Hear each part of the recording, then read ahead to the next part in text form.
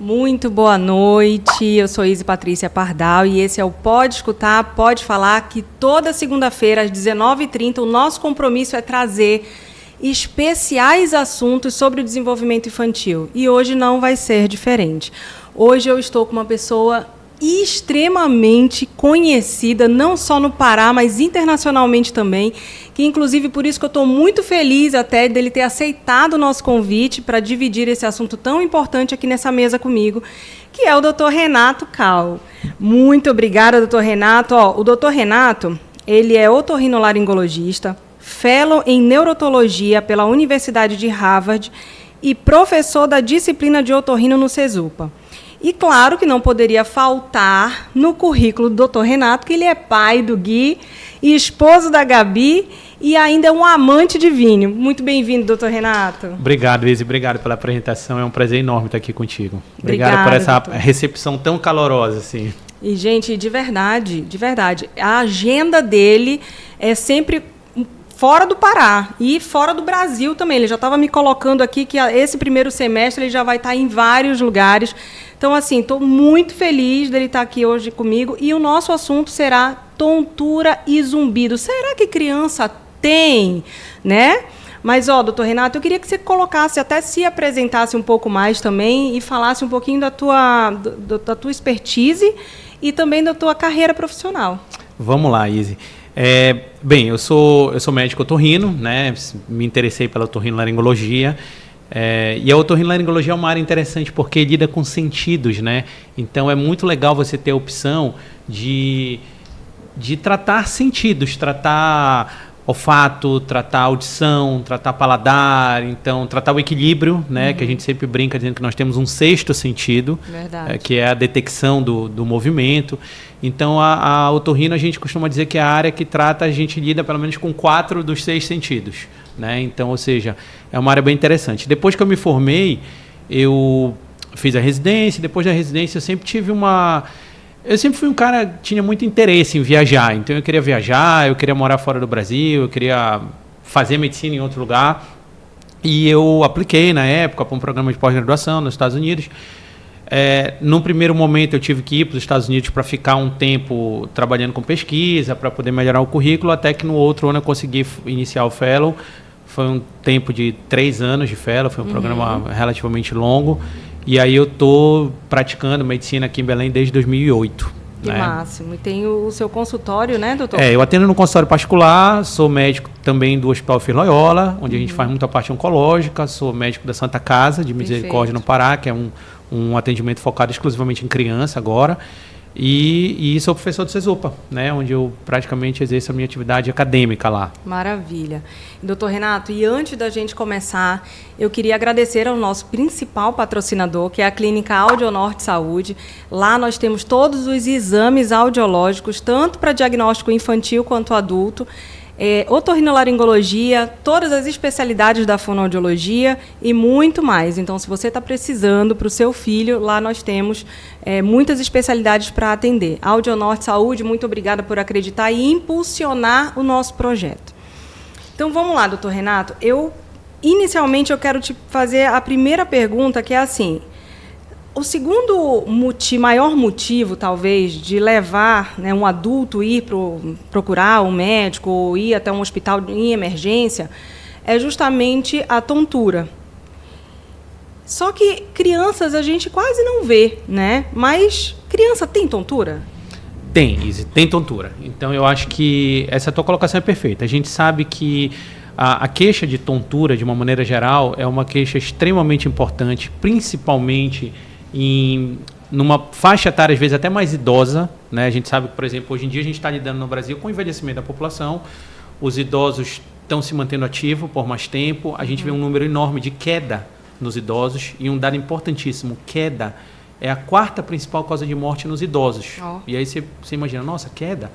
Você cai, você quebra o fêmur, você faz uma cirurgia, você coloca uma prótese, você evolui com trombose, embolia, sepse, UTI, Tudo isso por conta de uma queda. Por conta de uma queda que veio à custa de uma tontura, de um desequilíbrio. Perfeito. Então, realmente, o que você colocou, que a tontura é uma queixa super comum nos idosos, nos adultos, é verdade.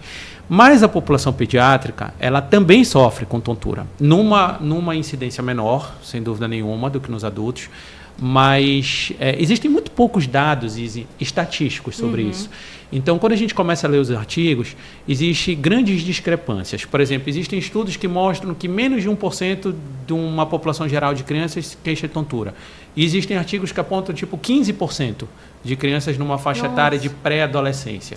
Então, são números muito discrepantes e uma das causas disso é que muitas crianças, principalmente numa idade mais precoce, numa idade mais jovem, elas não sabem relatar exatamente. E aí eu vou fazer uma brincadeira contigo.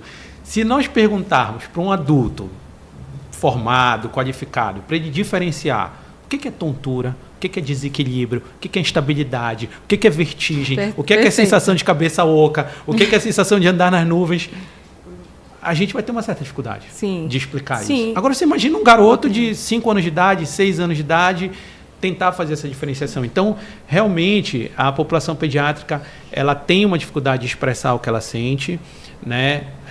Isso, acredito eu, que joga a estatística muito para baixo em termos de incidência. No entanto, a gente percebe também, Izzy, que assim, a nossa vida hoje, a gente provavelmente vai conversar sobre isso, mas a vida das crianças hoje, ela tem diversos fatores que influenciam para um quadro de tontura. Então, isso é muito importante a gente falar hoje sobre quais são esses fatores, o que leva essas crianças, né? E, doutor Renato, não só a tontura é muito pouco diagnosticada, justamente porque a criança realmente não vai saber qualificar o que está sentindo, mas o zumbido também, né? O zumbido também. O zumbido, na verdade, que a gente chama de zumbido, uma percepção auditiva de um som na ausência de uma fonte sonora. Ou seja, eu posso estar no silêncio absoluto e eu estou ouvindo alguma coisa no meu ouvido. Então, a gente chama isso de zumbido. E é interessante porque muitos pacientes eles pensam assim, doutor, mas eu não tenho zumbido, eu tenho um chiado, eu tenho um barulho de cachoeira.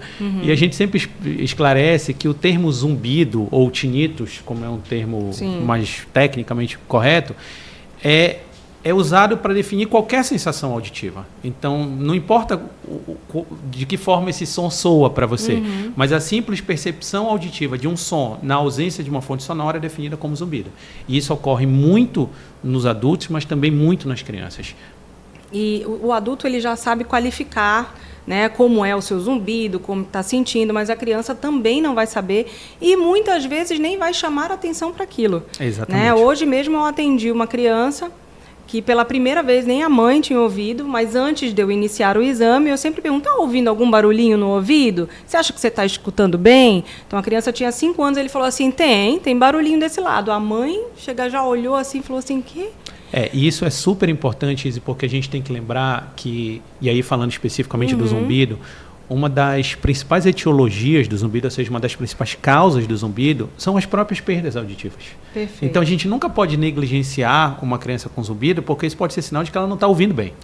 E, obviamente, uma perda auditiva acarreta uma série de problemas na vida dessa criança, né? Imagina o diagnóstico tardio, né, por conta da falta da procura, muitas vezes não é negligenciada, é porque realmente, de fato, não se atentou pro que a criança muitas vezes está sentindo ou que a criança não sabia qualificar. Então, exatamente, esse diagnóstico acaba sendo tardio e aí o tratamento, né, o prognóstico do tratamento talvez seja realmente influenciado por conta disso. E, doutor Renato, como é que esses pais podem entender ou ficar em sinal de alerta, né, para os sinais e sintomas que essa criança pode passar para eles no dia a dia, que, por exemplo, esteja com tontura ou até zumbido? Isso assim, a primeira coisa que a gente tem que diferenciar muito é, quando a gente fala de criança, eu brinco com os pacientes dizendo que criança não é um adulto pequeno. Na verdade, a criança, o adolescente, ele tem características fisiológicas, neurofisiológicas, que é diferente de um adulto. E a gente tem que sempre que estar atento à faixa etária que a gente está falando. Por quê? Porque a gente falar de uma criança com menos de 5 anos e uma criança de 11 anos de idade são realidades diferentes, até em termos de diagnósticos, né? Eu posso te dizer o seguinte, Izzy, hoje a principal causa de tontura, de uma maneira geral, nas crianças, e aí eu estou falando crianças de 0 a 12 anos de idade, são variantes de enxaqueca. Aí você vai falar, nossa, enxaqueca, como assim? Enxaqueca não é dor de cabeça? Não. Esse é um grande detalhe, enxaqueca não é dor de cabeça. A enxaqueca hoje, a medicina já tem uma visão muito diferente sobre enxaqueca. Então, a enxaqueca não é dor de cabeça. A enxaqueca hoje, ela é definida como uma síndrome neurológica de hipersensibilidade sensorial. Vamos lá, o que é hipersensibilidade sensorial? A gente tem os nossos sentidos que trazem informações para o nosso cérebro. Visão, olfato, audição, tato, movimento, cheiros. E essas informações chegam no nosso cérebro. O paciente com enxaqueca é como se ele tivesse uma hipersensibilidade a esses estímulos. Então, isso acarreta na pessoa uma série de sintomas. Acarreta, eventualmente, dores de cabeça, cefaleia, mas causa muita tontura, causa fotofobia, que é aquela aversão à luz, causa fonofobia, que é a aversão a barulho, causa um sintoma extremamente comum em crianças chamado hiperacusia. Sabe o que é hiperacusia, Izzy? É eu ficar fazendo um barulhinho aqui e aquele barulho te irritar. E quando você pensa... Por menor pensa... que ele seja. Exatamente. E quando você pensa numa fonofobia e na hiperacusia, vamos fazer um exercício aqui. Imagina aniversário de criança. Aquela festa de 3 anos de idade, onde você tem música, você tem balão, você tem animadores, e você tem um monte de criança correndo, gritando num ambiente super colorido. E aí você olha, estão todas as crianças brincando, todas estão se divertindo, mas tem um que está no cantinho fazendo assim. Esse garoto, ele tem uma alta probabilidade de ter enxaqueca. Claro que existem outros distúrbios que também podem causar isso, a hiperacusia, a misofonia, a fonofobia, mas a enxaqueca é muito frequente nessa faixa etária. E aí a gente tem que lembrar que a enxaqueca é uma doença genética. Então, geralmente, os pais têm enxaqueca, a mãe principalmente, porque a gente sabe que tem uma predileção muito grande pelo sexo feminino. Então, assim, a principal causa de tontura na infância é a enxaqueca e algumas variantes dela, né? Tem um dado interessante, Izzy. Até pouco tempo atrás, existia uma condição definida por sociedades médicas que chamavam vertigem paroxística benigna da infância. Sim. Chamavam de VPBI, né? Não é VPPB, não é dos cristais do labirinto. É a VPBI, que é a vertigem paroxística benigna da infância. Hoje, a medicina já tem uma noção de que a VPBI nada mais é do que uma variante de enxaqueca precoce. E que não necessariamente vem com componente de cefaleia. E bem recente agora, cerca de mais ou menos 2 ou 3 anos atrás, a Sociedade Barani, que é a maior sociedade de otorrinolaria no mundo, ela definiu os critérios e ela mudou o nome. Então hoje a gente não chama mais de VPBI, a gente chama de vertigem recorrente da infância. Vertigem recorrente da infância. E que é uma variante de enxaqueca, de migrânia, né? Mais especificamente do que a gente chama de migrânia vestibular, que é essa variante da enxaqueca que vem com tontura na infância. Então, hoje, a principal causa de tontura na infância é isso. São as enxaquecas e suas variáveis. Mas elas não são as únicas. Existem outras causas também, né? Nossa, eu fiquei aqui pensando em quantas vezes uma mãe ou um pai, né, olhou para o seu filho, porque várias vezes já chegaram crianças no meu consultório para fazer avaliação auditiva, porque pensaram ou na hiperacusia ou sabe no quê? Num transtorno do neurodesenvolvimento. Exatamente. Né? Onde Como a gente TEA. sabe que todo o transtorno do espectro autista, ele também compartilha algumas características. Sim. Eles também têm Pela a sensibilidade, né? tudo. Mas, assim, é óbvio que o transtorno do espectro do autismo tem outros critérios diagnósticos, do ponto de vista neurológico, né? Mas, quando a gente coloca em estatística, Izzy, eu vou te dar um dado de adulto, só para tu tomar um susto. Tá. Se a gente pegar mulheres jovens, mulheres em fase reprodutiva, ou seja, a gente está falando da menarca e a menina que teve a primeira menstruação por volta de 11, 12 anos de idade, e uma mulher de 40 e poucos anos. Né? Se a gente pegar essa estatística, em torno de 17% das mulheres jovens têm enxaqueca. Quando a gente pensa em 17%, a gente está falando de quase 20%. Sim. A gente está falando de 1/5. Então, se tu te reunir com 4 amigas tuas, uma de vocês tem estatisticamente isso. Nossa. E quando eu jogo essa estatística de que um grande percentual dessas pacientes é queixa tontura, a gente começa a ter uma ideia da magnitude disso aí. E pensando na população pediátrica, essas mulheres que têm enxaqueca, elas não começaram muitas vezes a ter enxaqueca aos 30 anos de idade. Elas têm desde a infância. Sim. E a infância vem lá desde pequenininha, onde ela já tinha alguns sintomas, onde já tinha algumas características. E aí, obviamente, depois da questão hormonal, ou seja, basicamente da menarca, da primeira menstruação, quando a mulher começa a ter os ciclos recorrentes e regulares, os sintomas aumentam muito. Então, hoje, quando eu vejo uma mãe jovem, de 20, 30 anos de idade, com histórico de enxaqueca, e ela tem uma filha, criança, eu já falo para ela prestar atenção na filha. Eu falo, fica atenta na tua filha, se a tua filha for numa festa de aniversário e sentir sensibilidade, não que... E o mais engraçado é que nós, adultos, a gente faz tudo errado, na maioria das vezes. É curioso porque a gente vê essa criança que está rejeitando aquele ambiente da festa, e a gente vê os pais assim, fulano, vai lá, brinca, estão todas as crianças brincando, deixa de ser chato, vai lá brincar. E a gente começa a expor e a forçar a criança para uma coisa que ela não quer. E a gente tem que aprender a respeitar isso. Mamães estão ouvindo, né?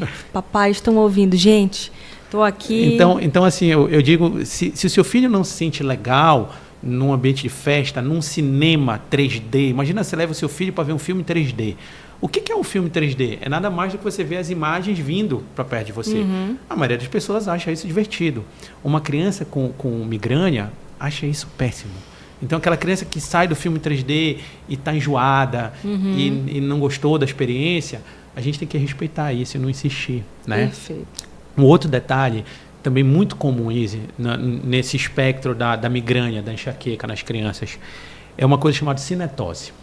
O que é cinetose, pessoal? Cinetose nada mais é do que sensibilidade ao movimento. Sabe aquela criança, você bota no carro, você faz uma viagem de carro de 2 horas, e aí quando você chega no lugar, a criança vomita. Aí você fica, nossa, mas por que a criança vomitou, né, no carro? Não comeu nada, vomitou por causa do estímulo do movimento. Então a cinetose, claro que existe cinetose primária, onde a pessoa não tem outros problemas a não ser a cinetose, mas a cinetose é muito frequente na enxaqueca. E a criança com cinetose, que tem pais enxaquecosos, a gente já liga o alerta que a criança provavelmente vai... Nossa, eu lembrando da minha infância aqui agora. Se eu andasse de carro... Eu lembro que meus pais eles levavam casca de limão para eu ficar cheirando. Não sei se isso cientificamente não, acho que com o placebo devia ajudar bem. Ajudava. Porque eu ficava... Eu acho que, na verdade, era a questão da respiração. Então, eu me concentrava, né, não olhava para o lado para ver aquelas imagens passando, principalmente quando a gente viajava de carro.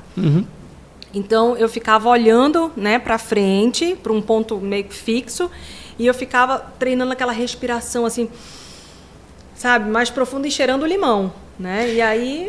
E quando a gente vai entendendo um pouquinho de fisiologia do equilíbrio, a gente sabe o seguinte, o equilíbrio é diferente da audição, né? Na audição a gente tem um órgão, que é o ouvido externo, ouvido médio, ouvido interno, nervo auditivo, leva o estímulo para o cérebro, para o córtex, a gente processa e tal, e ouve. O equilíbrio, Izzy, a gente não tem um órgão responsável pelo equilíbrio. A gente vai falar, nossa, como é que a gente tem equilíbrio? O equilíbrio é um conjunto de órgãos e sistemas que trabalham juntos e o resultado dessa sinergia toda é o nosso equilíbrio. Então, a visão é importante, o sistema vestibular, os labirintos são importantes, a propriocepção, que é o nosso conjunto de músculos, nervos, articulações, o cérebro, obviamente, mais especificamente o cerebelo e o tronco cerebral. Então, imagina nessa situação que você relatou, num carro, numa viagem de carro. Eu estou sentado na cadeira, então, ou seja, o meu bumbum, as minhas costas estão encostados ali, então a minha propriocepção está dizendo para o cérebro assim, eu estou parado. Ao mesmo tempo, o carro está acelerando e o meu labirinto está detectando essa aceleração. Então o labirinto fala para o cérebro, não, você está se mexendo. E aí a minha visão, eu estou lendo alguma coisa, ou eu estou olhando um desenho e a visão diz, não, eu estou parado. E o labirinto diz, não, eu estou mexendo. E a propriocepção diz, não, eu estou parado. E o labirinto diz, não, eu estou mexendo. E aí o cérebro vira, peraí, eu estou mexendo ou eu estou parado? E essa confusão é o que gera, basicamente, o conflito sensorial que gera a cinetose, que gera a tontura. Então, algumas dicas, por exemplo, para evitar isso. Na viagem de carro, a criança... Caneta e papel para mim, por favor.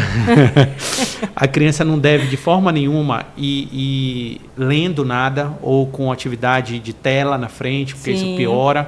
O ideal é que a criança vá numa situação que ela consiga olhar para frente, o que às vezes no carro eu entendo que é difícil, porque a cadeirinha está atrás do banco, né? Mas, por exemplo, numa situação de um jovem, de uma criança maior que já anda no carro com cinto de segurança no meio, ele já consegue ter uma visão para frente, fixar um alvo, né? Evitar alguns tipos de refeição copiosa antes da viagem, uma boa noite de sono antes também, né? Não viajar muitas vezes à noite, porque as luzes dos carros, no sentido contrário, são um estímulo, né? Então, assim, tem algumas dicas, a gente tem algumas medicações que a gente pode fazer, alguns antieméticos que ajudam também a minimizar isso, mas sempre lembrar o seguinte: criança pequenininha com cinetose, pensa em enxaqueca, porque ela pode vir a desenvolver enxaqueca. Perfeito.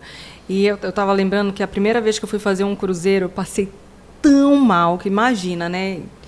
Nos 3 primeiros dias no cruzeiro eu passei muito mal. Eu queria viver no quarto, deitada. Nessa segunda vez que eu fui para um cruzeiro, aí eu já fui medicada e eu fiquei tão feliz de ir no carro, numa van, porque jamais em van eu vou pegar um celular ou um livro para eu ler. Nunca, jamais. É aquilo que você falou. Se você está em movimento ali, eu vou baixar minha cabeça, eu vou enjoar muito.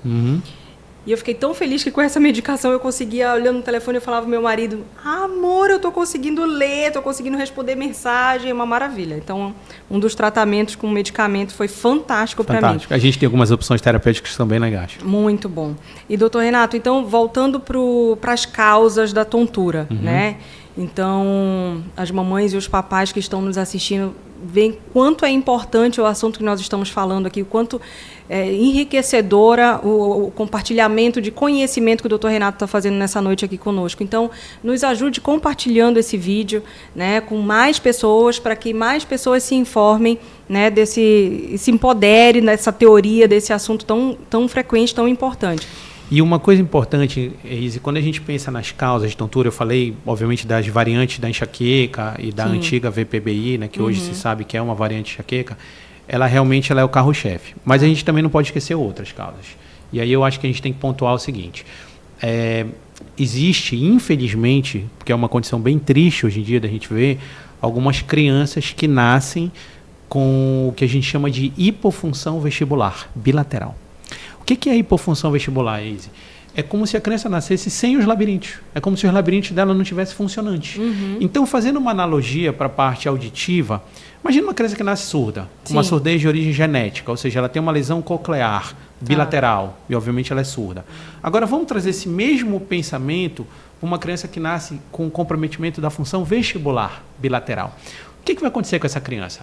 Bem, primeiro que dificilmente a gente diagnostica isso, diferente da parte auditiva, que hoje a gente tem uma série de testes, uma série de exames, exame de autoemissões, o potencial evocado, o famoso BERA, né? Existem vários testes auditivos ali que a gente pode fazer como triagem no nascimento. A parte vestibular, não.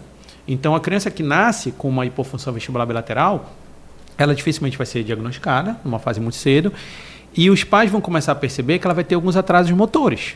Ela vai demorar, talvez, para sentar, ela vai demorar para andar, ela vai ter muita dificuldade de ficar em pé.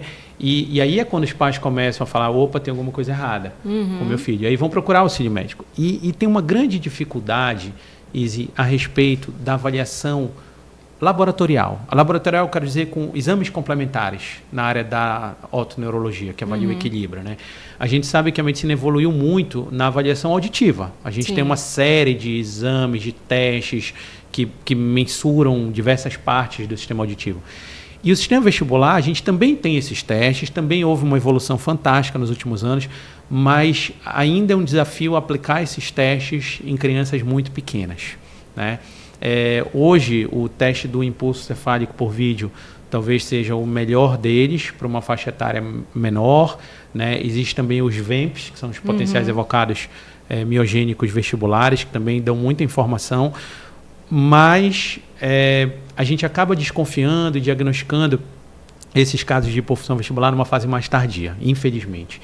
E hoje, a gente já tem implante vestibular, assim como a gente tem implante coclear, né? Então, o futuro é a gente conseguir reabilitar essas crianças com uma cirurgia, com uma colocação de uma prótese. Um dado muito relevante também, Izzy, é a respeito das infecções. As otites, né? A gente sabe que otite, inflamação do ouvido, é uma coisa comum em criança. Algumas estatísticas, eu vou te dar um dado, uma estatística americana da Sociedade de Otorrinolaringologia dos Estados Unidos aponta que 89%, ou seja, 90%, das crianças até os 5 anos de idade tem pelo menos um episódio de otite. Verdade. Então, ou seja, é uma coisa muito comum.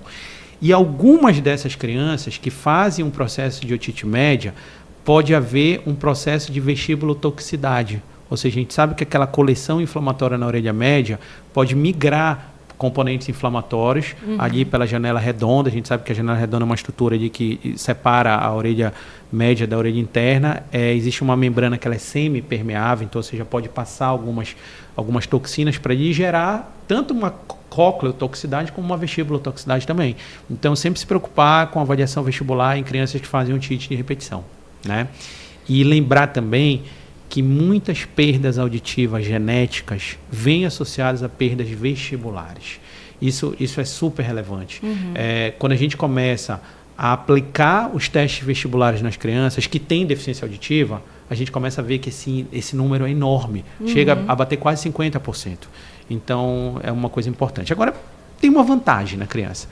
A criança tem uma característica de plasticidade, ou seja, a criança adapta. A criança é muito melhor que o adulto nisso. Então, uma criança reabilita o equilíbrio dela de uma forma muito mais fácil do que um idoso. Mas isso não quer dizer que a gente não tenha responsabilidade de investigar, né? E o quanto antes, melhor. Com certeza. Agora, na hipofunção, que o senhor explicou, ela pode ser associada a síndromes. Exatamente. E também a criança pode ter só a hipofunção vestibular. Da mesma forma como uma perda auditiva. A gente sabe que, por exemplo, uma criança sindrômica, ou seja, uma criança que nasce com uma síndrome genética. O que é síndrome? Síndrome é um conjunto de sintomas, sinais e sintomas não achados. Então, você imagina uma criança sindrômica, que nasceu sindrômica. Então, imagina o médico, ele pegou um bebezinho, recém-nascido, numa UTI neonatal, ele olha para a criança e ele consegue ver algumas características e fala, essa criança é sindrômica. E aí você vai avaliar a parte auditiva, a parte vestibular. Então, muitas vezes, a criança sindrômica é mais fácil até. Agora, vamos imaginar aquele bebezinho que nasceu bonitinho, que nasceu a termo, com bom peso, com tudo certo, né, com pais normais, e aí a gente descobre que a criança é surda. Porque ela tem uma mutação num gene, no GJB2, ele não decodifica a conexina 26, e aí ele tem uma perda auditiva. Esse mesmo risco ocorre para uma perda vestibular também. Então, a gente tem que lembrar que, sim, as perdas vestibulares das hipofunções podem vir associadas a algumas situações sindrômicas, mas podem vir associadas a situações não sindrômicas. E é nesse grupo que é mais difícil, porque não tem um diagnóstico evidente, assim, né? Sim, porque vai notar esses atrasos motores, mas vai procurar e muitas vezes, mesmo tendo clinicamente alguns sinais, ainda é difícil de chegar nesse diagnóstico. No diagnóstico, exatamente. Perfeito. E a perda auditiva, né, seja ela condutiva ou a sensorial, também pode ser uma das causas da tontura. Na verdade, não que a perda auditiva em si seja a causa da tontura, mas é relevante pela associação. Como eu te falei, muitas vezes vem associado. Então, a perda auditiva em si talvez não seja a causa da tontura, mas ela muito comumente vem associada a uma perda de função vestibular também. Maravilha, né? Por conta da falta desse sentido tão importante. Exatamente. Ainda sobre as causas, doutor Renato, uma criança, por exemplo, que tem uma dieta rica em açúcar, né? Eu estava lendo esses dias sobre um artigo e a mãe começou a falar que, na verdade, a criança tinha muitas quedas. Então, assim, tá andando, do nada parecia que falhava alguma coisa e caía. Né? Ia levantar, pá, caía. E no início achou que, na verdade, assim, desastrado, perdeu o equilíbrio, estava correndo, ele levantou rápido, não, mas aí começou a ser algo muito mais frequente, né? E uma das associações para essa tontura, eu lembro que foi essa dieta rica em açúcar. Isso é verdade. A gente sabe que existem alguns distúrbios que a gente chama de distúrbios metabólicos que podem sim ocasionar tontura. E o consumo exagerado de açúcares, que leva a uma hiperglicemia, uma hiperinsulinemia, que é o aumento da insulina, isso também pode gerar sensação de tontura, desequilíbrio, assim como outros distúrbios também, alterações de nível de colesterol, algumas alterações hormonais. Mas uma coisa importante, aí eu vou voltar um pouquinho para a história da enxaqueca, porque, assim, se eu tiver que sair daqui com uma mensagem, eu queria falar muito da migrânia, ou seja, da enxaqueca, porque essa é a principal causa. Perfeito. E a gente tem que lembrar que a enxaqueca, ela tem gatilhos, ou seja, coisas que a criança faz ou que a gente faz com ela que acabam desencadeando. E a alimentação é uma das principais, Izzy.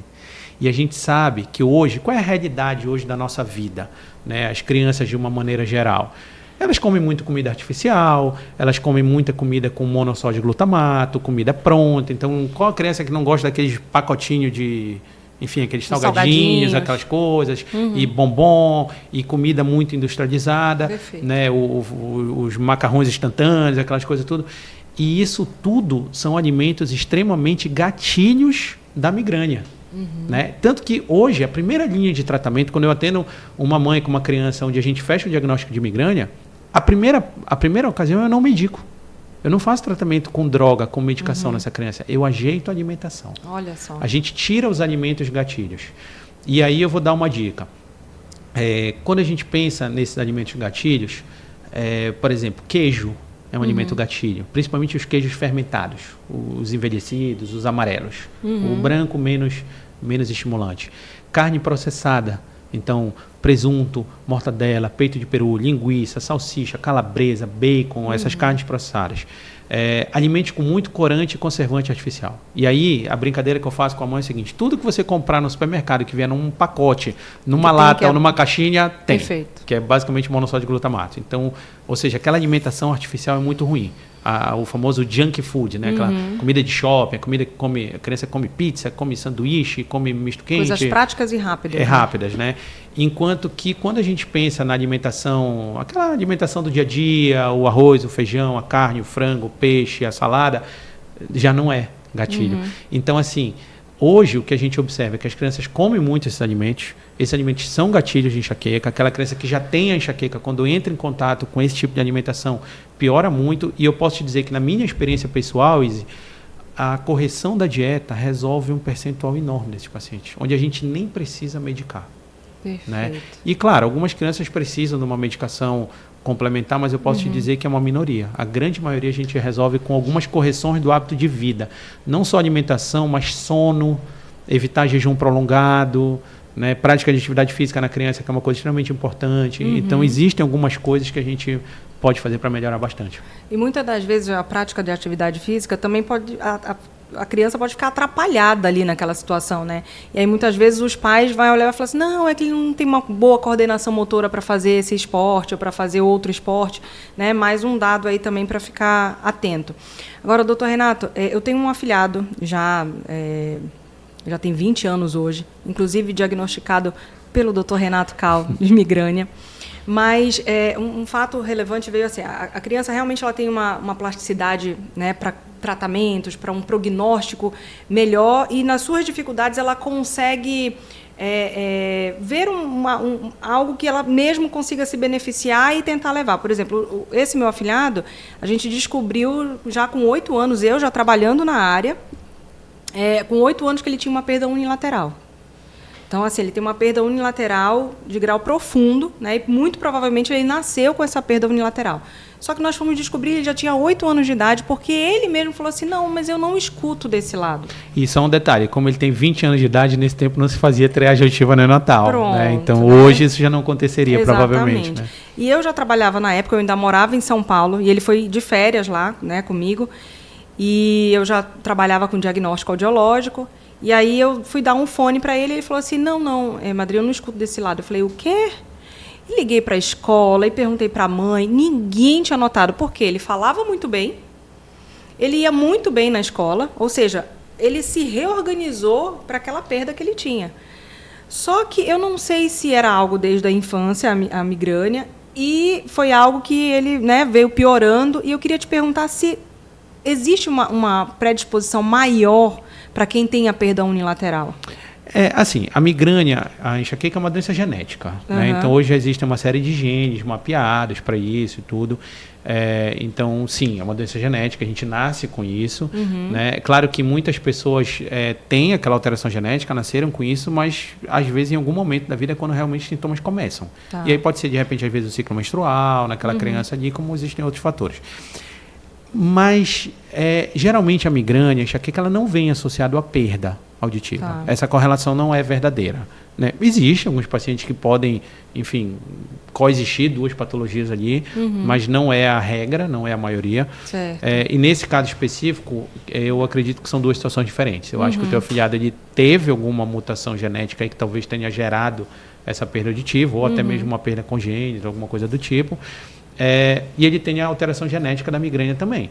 Agora, uma coisa super importante, Izzy, que obviamente você está ciente disso, eu acho que vale a pena a gente sempre falar isso para o nosso público, é que a perda auditiva unilateral, até muito pouco tempo atrás agora, ela não era considerada, do ponto de vista legal, uma deficiência. Perfeito. O que é uma coisa que, assim, no meu ponto de vista, eu discordo totalmente, porque eu acho que uma pessoa que ouve de um lado só, ela não é igual a uma pessoa que tem audição bilateral. Sem dúvida. Existe uma série de repercussões no dia a dia, que não é só localização sonora. As pessoas pensam na localização, mas existe uma coisa chamada head shadow, que é o efeito sombra, o efeito squelch, a discriminação no ruído. Então, existe uma série de comprometimentos, de habilidades auditivas, que essa criança não tem, esse jovem não tem. E hoje, a boa notícia é que agora, no final do ano, foi aprovada uma lei no Congresso em que as pessoas com perda auditiva unilateral já são consideradas deficientes. Isso é muito importante quando se pensa em inclusão. Então, a gente sabe que hoje uma pessoa com deficiência ela tem alguns direitos, né, como acesso em cotas, em alguns concursos públicos e tudo. Então, é muito importante a gente divulgar essa informação. Maravilha. Né? Obrigada, doutor Renato. E foram 2 diagnósticos tardios, na verdade, do meu afilhado, né? 8 anos a perda unilateral e bem mais para frente a migrânia, a enxaqueca. Apesar de que a migrânia não foi tão tardio, porque eu vou te dizer que a maioria dos pacientes que eu diagnostico com migrânia são adultos. E eles sofrem com isso. É engraçado porque a gente atende um adulto, uma mulher jovem de 30 anos de idade, e ela conta a história.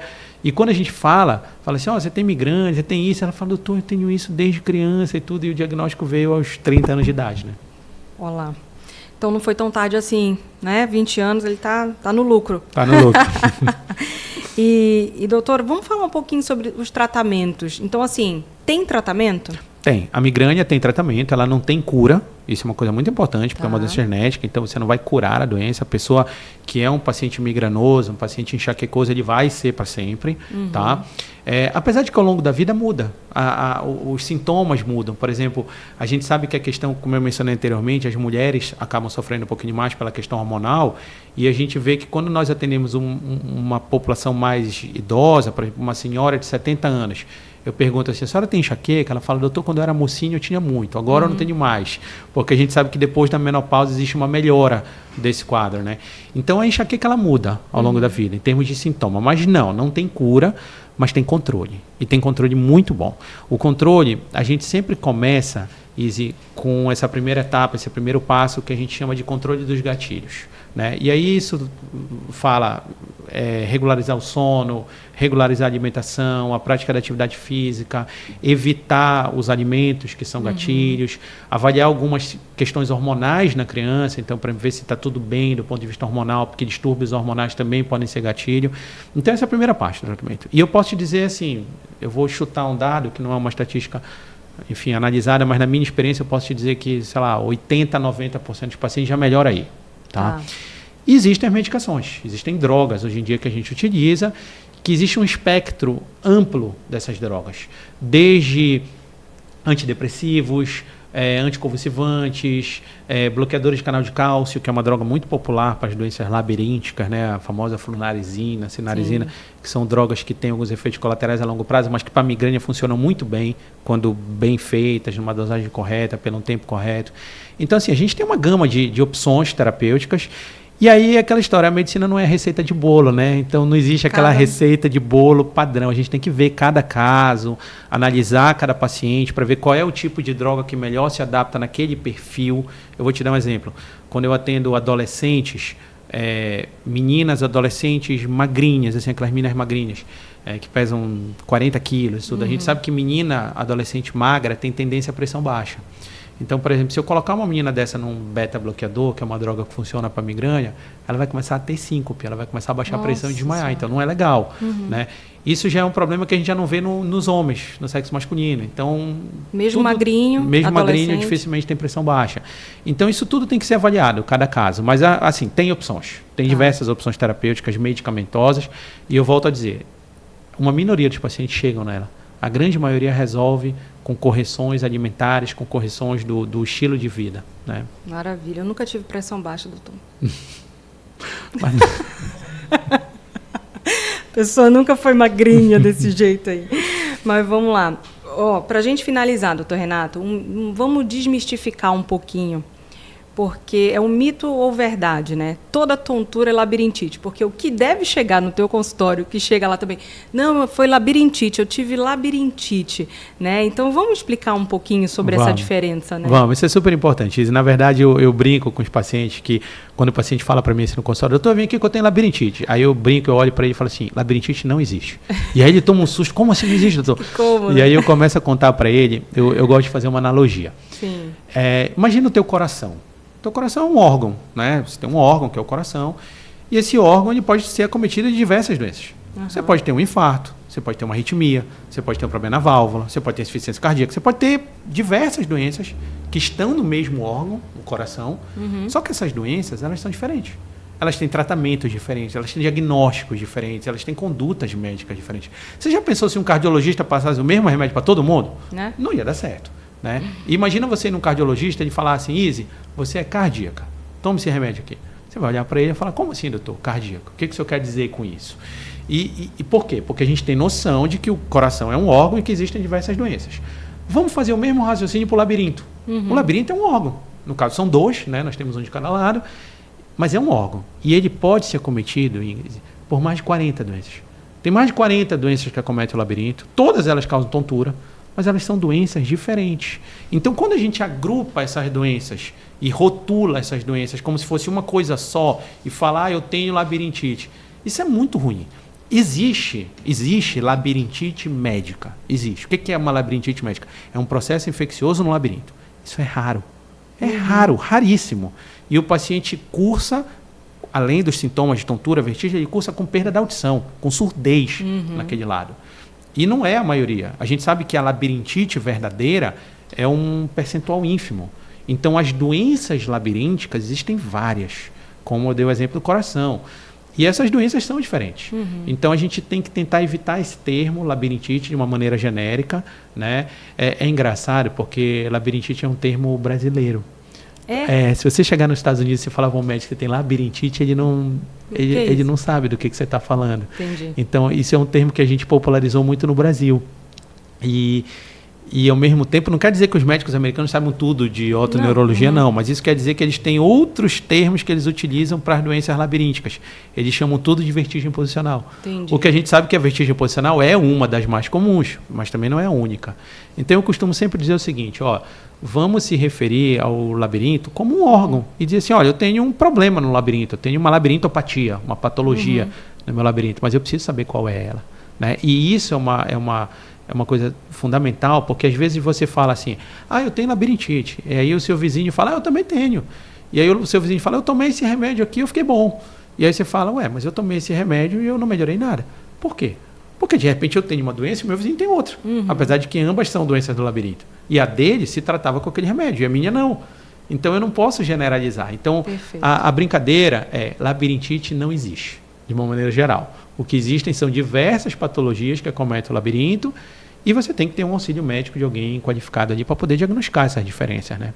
Nossa, maravilhoso. Gente, vamos listar todos os sinais e sintomas que o Dr. Renato colocou hoje à noite aqui para a gente, para ficarmos atentos no desenvolvimento do nosso filho, né? Desde o nascimento dele, né, até realmente a infância toda, né, de 0 a 12 anos, para todos esses sintomas e principalmente um dos mais comuns que a gente vê, que é esse, por exemplo, que ele deu esse exemplo do aniversário da criança que se incomoda com muito barulho, né, da criança que coloca a mãozinha no ouvido, da criança que não faz uma viagem de carro de uma maneira saudável, da criança que não gosta do cinema 3D, da criança que muitas vezes é rotulada como antissocial, né? E aí tem até, já quando não é tão criança, quando já é um adolescente, eu brinco que eu pergunto para os pacientes assim, quando você era adolescente, você era a menina da balada? Ela fala, não, doutor, nunca gostei de balada.